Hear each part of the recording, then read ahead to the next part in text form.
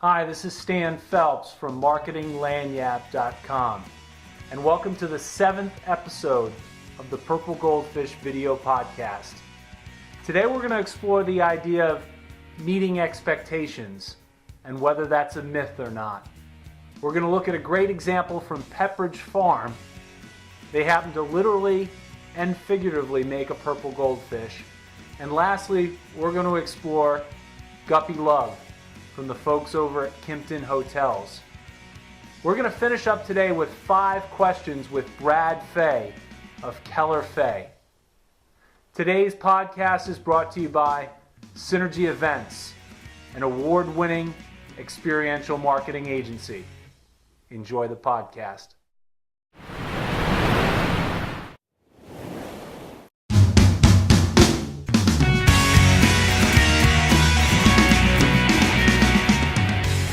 Hey, we're back for another Purple Goldfish podcast. I'm Jack. This is Stan. Hey there. The man. And today we're going to be Mythbusters. Mythbusters? Yes. And you're the guy with the beard. And they both have beards. I don't know. Anyway. Right. So today's myth that we're going to explore is the myth of meeting expectations. So why don't you tell us a little about this, because you coined that phrase to me. Well, yeah. I'll tell you a great story. Last summer, I'm in New York City, and I'm on the roof, one of those swanky rooftop bars, and I ended up striking up a conversation with this guy who was obviously waiting. He was there for about 15 minutes by himself. He's waiting for someone else. And so I just started talking to him, and I said, "Oh, you're waiting for somebody? Oh, your friend's lady's not on time." And this guy looked at me and said something that was really a paradigm shifter for me. He looked at me and said, "There's no such thing as being on time." And I said, "Really?" I said, "What do you mean?" He says, "That's a myth." He says, "You can never be on time. You're either early or you're late. There's nowhere in the middle." And to me, that I immediately started to think about the idea of meeting expectations in marketing. And that if you're just setting out to meet expectations, I mean, you're setting yourself up for failure. And so, to me, it's like akin to playing like a prevent defense in football. The prevent defense in football, what does it do? All it does is prevent you from winning. Right. Any New York Giants fan from the can attest to that. 80s can tell you that, or the early 80s. So the crux of it is that you need to set out to exceed expectations. Kind of the level of expectations. So just good enough isn't good enough. No, if you just set out to meet expectations, you're in trouble. You're in trouble. If you set out to exceed and go above and beyond, that's where you're going to set yourself up for success. But now, what we had talked about before is like setting a baseline. So even though you're setting your sights on exceeding expectations, you have to kind of have an idea of these are the expectations. My customer expects me to have this on time, do a good job, right? And so that's their expectations, right? Right. And that's one of the whole elements is the idea of unexpected, right? You want to kind of surprise and delight them by doing that little extra. So it's not shock and awe; it's surprise and delight. Surprise and delight, exactly. Now. Along the lines of surprise and delight, you have a story of a woman who was surprised. But the first thing is, a bunch of viewers have asked me what the heck these things are.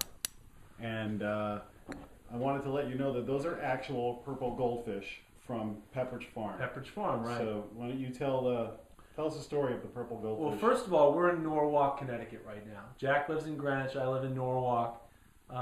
Pepperidge Farm was actually just started the next town over in Westport, Connecticut. And so they actually still have a factory store literally just right down the road. And I'm in there one day buying my purple goldfish. By the way, you have to buy the multicolored ones, but I'm in there. You're like Juan Valdez, hand-picking them out. Yeah, hand-picking. Brutal. You got the love. So I'm in there buying my gallon of goldfish, right? And I've got kids, so the other colors don't go to waste, right?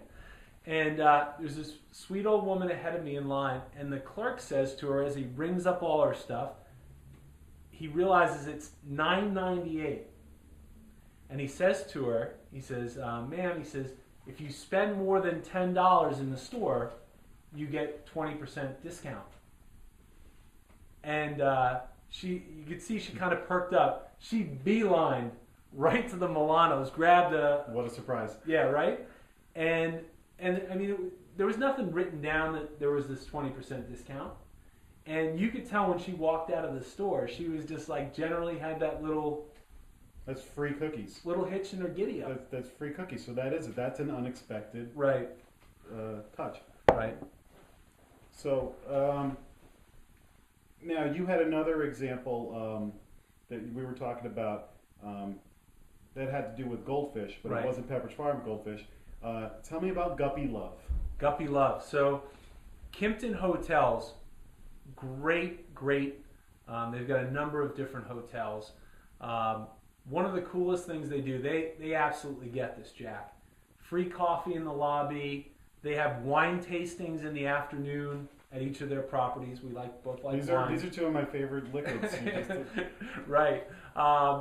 And what they do is, what's cool, if you're staying at one of their properties, they have a thing called Guppy Love, where if you want a pet, you're a little lonely, and you want a pet. When I'm business traveling, they'll actually bring a goldfish or a guppy up into your room. They'll actually take care of it as well. That's good, because I'd probably kill it. You would neglect it, right? Yeah.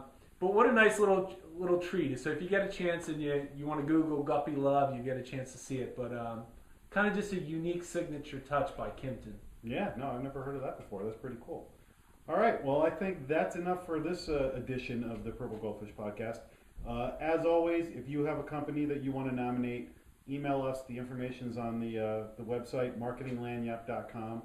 It may even appear here as I'm talking.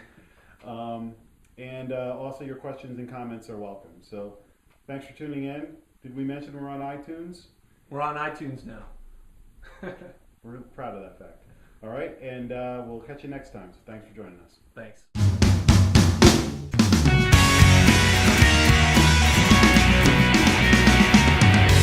Sure, I'm Brad Fay. I'm a principal at the Keller Fay Group. We're based in New Brunswick, New Jersey, and we measure word of mouth.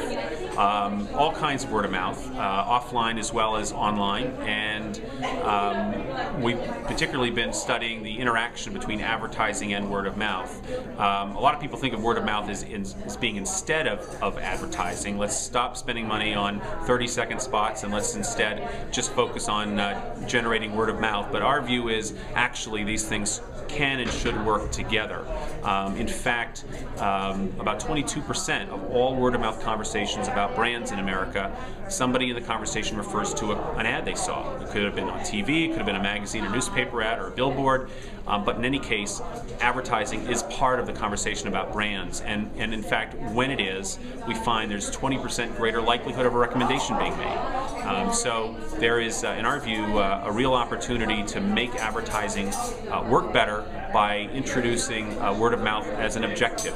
Most of this advertising, the word of mouth is not an objective. Imagine what the percentage could be if actually people were deliberately trying to target the right people with the right message that would encourage people to talk about the brand and recommend it. The radical ideas here is that most advertising has traditionally been designed to target prospects and to create consideration and intent among them to purchase your product. What we're saying is, think of it as a two-step communication process. First, you're trying to reach your current customers who already know you and maybe love you, but now you're giving them a message and maybe some motivation for them to recruit more customers for you. That'd be, I think, a real good strategy for brands to take. Right. The most impactful word of mouth is when you have both an advertisement that's part of the conversation and somebody in the conversation has real experience with the brand. If you can put those two things together, you get the biggest benefit because